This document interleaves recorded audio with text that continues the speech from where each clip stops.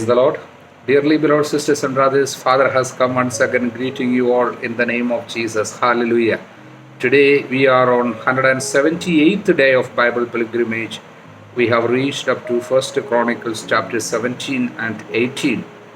Also Psalm number 136 with St. Paul's letter to Philippians chapter 4, the last chapter. Hallelujah. Now, coming to the 17th chapter of first book of Chronicles. This is one of the most important chapters of the book of Chronicles. This excellent chapter is the same as the 7th chapter of second book of Samuel. Hallelujah. See, here we find David wanted to build a house for the Lord. But through Nathan, the prophet, what God communicated was like, thank you, David, for your goodwill, but no thanks. You will not make me a house. Instead, let me build you a house. I'm going to make a house for you. Hallelujah. See, this was a greater promise than David's offer to God, because David's house would last longer and be more glorious than the temple David wanted to build for the Lord. God promised David that the reign of his dynasty would last forever. That's what God promised. I would make a house for you, a house that would last forever. God did not want the earthly house built for him until the spiritual house was promised and established. The more important house had to be in place first. The important house had to be in place first, and that house was the dynasty that would result in the throne of God's anointed, the Messiah, the Son of God. That is the house of David. Hallelujah. So, according to Matthew Henry's Bible commentary,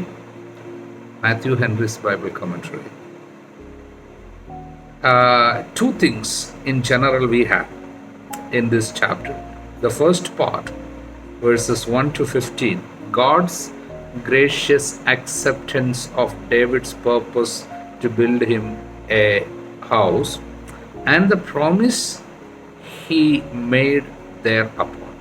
Promise God made thereupon.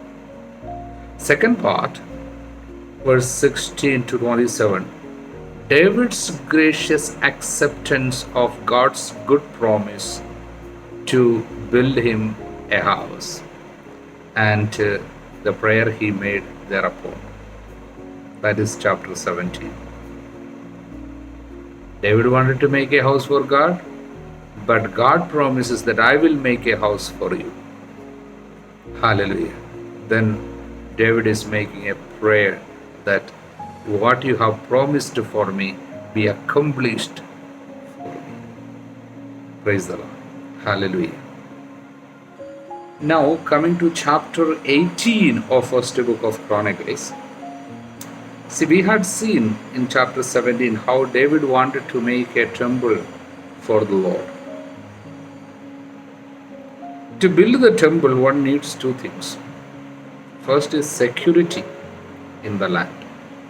Second, sufficient money. And now from this chapter on, next few chapters, it shows how David, though he could not build the temple himself, how he obtained the security and the money necessary for his son to build the temple. Hallelujah. So a series of victories over the enemies. Here, verse 6, and the Lord gave victory to David wherever he went. Same thing we find in Verse 13 also, and the Lord gave victory to David wherever he went. In fact, this is the summary of the whole chapter. Every victory and every enemy subdued was a testimony to the Lord's preserving power in the life and reign of David. The Lord was with him. Hallelujah.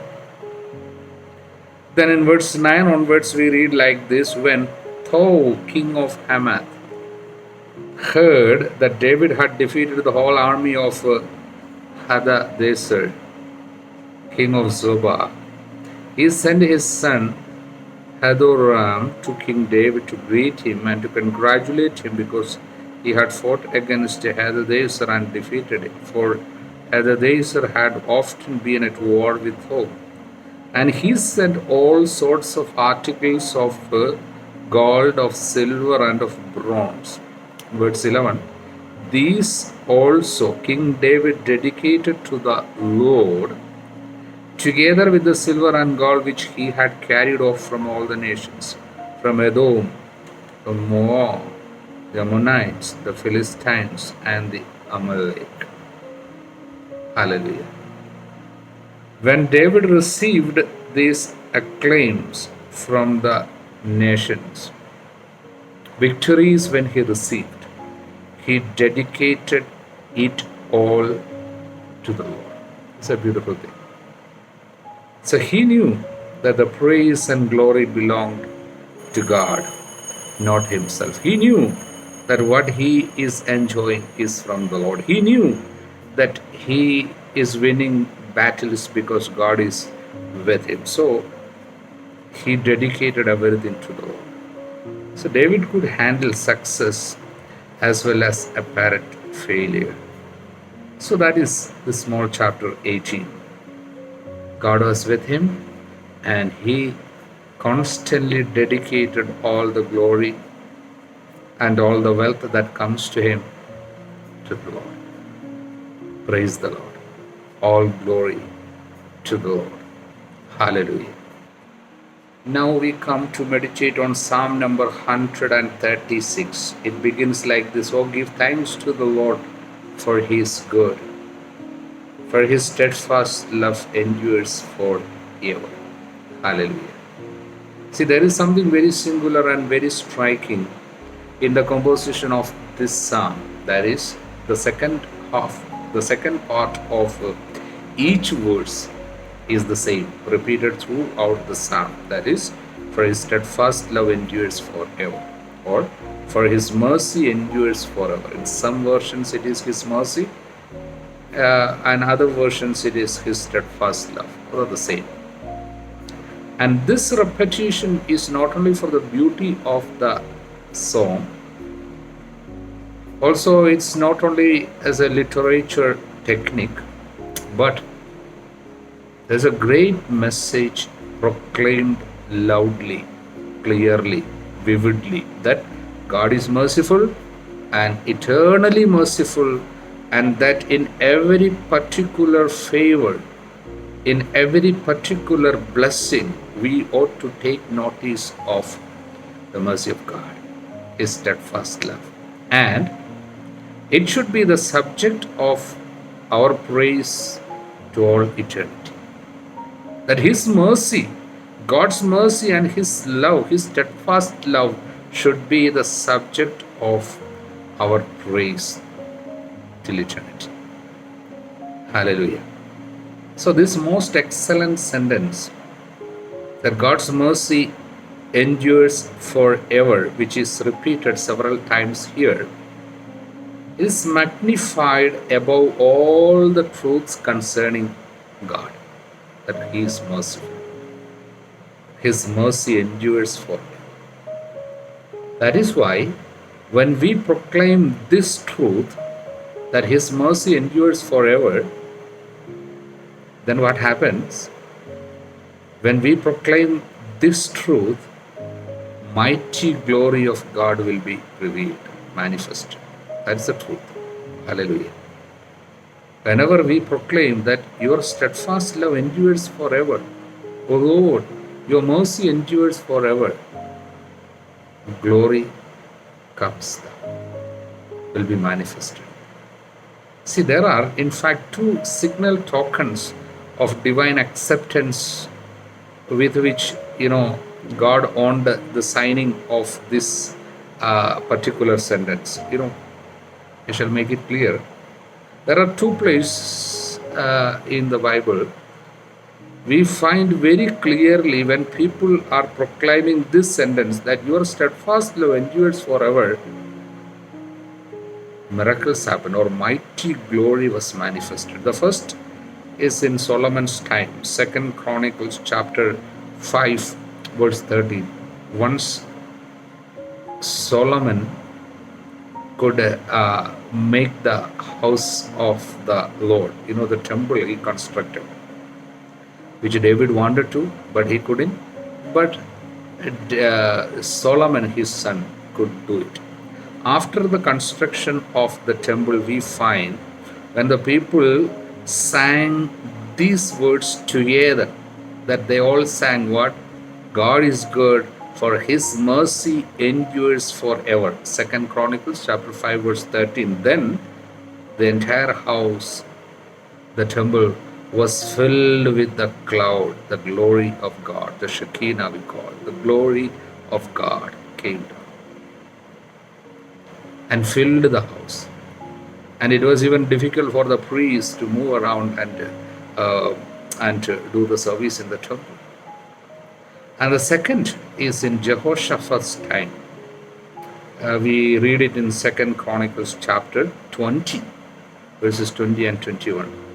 That was the time when Jehoshaphat had to face the combined force of three enemies. So three kingdoms coming together to fight against Jehoshaphat of Judah. Then what they did? They all sang. They sang these words together. Jehoshaphat asked his people to sing, worship God together, saying this, that God is good, for his steadfast love endures forever. His mercy endures forever. Then what happened? The mighty victory. God gave them a mighty victory against this big combined force of enemy. So a miracle happened there. We read it in 2 Chronicles chapter 20. So that is why we should make this song our song, our praise. We should love to sing his mercy endures forever. Every day, for all the blessings, we should proclaim the mercy of God. So this is a psalm where God's everlasting mercy is celebrated, and the psalmist wants that we should also make it our own, for his steadfast love endures forever. For his mercy endures forever. Hallelujah. Now we come to the last chapter of St. Paul's letter to Philippians, chapter 4. We had seen that this letter, this epistle to Philippians is one of the present epistles of St. Paul. And here, after putting sufferings and hardships into the right perspective in the previous chapters, in this chapter, St. Paul now gives specific thanks to the Philippians for their generosity and for their support. Hallelujah. We can see three parts in this chapter. First part, verses 1 to 9, is giving some life pertaining directions to some in particular and to all in general. In the second part, verses 10 to 19, he expresses contentment in every condition, in every circumstances of his life. And the third part is concluding with a prayer to God and his usual blessing we find. Hallelujah. I find three very important word of God which every one of us should by heart. As a takeaway, from this chapter, first thing is chapter 4, verse 4. Rejoice in the Lord always. And again I say, rejoice. That can be a summary of the entire epistle. He is repeating several times this theme, the importance of being joyful. So that he is bringing into the last chapter also. He says, and again I say, rejoice. Then the second thing which we should by heart from this chapter, chapter 4, verse 13. 4:13, many of us know it already. I can do all things in him who strengthens me. I can do all things through Christ who strengthens me. Hallelujah. Then verse 19. My God will supply every need of yours according to his riches in glory in Christ Jesus. My God will supply every need of yours according to his riches in glory in Christ Jesus. In Christ Jesus, all your needs will be fulfilled. Hallelujah. A word of hope, a word of blessing, a word of tremendous faith, and also it's the word of love. So we should, by heart, we should keep it close to our heart, and we should bless others with these words. My God will supply every need of yours according to his riches in glory in Christ Jesus. Amen. Almighty God bless you, Father, Son,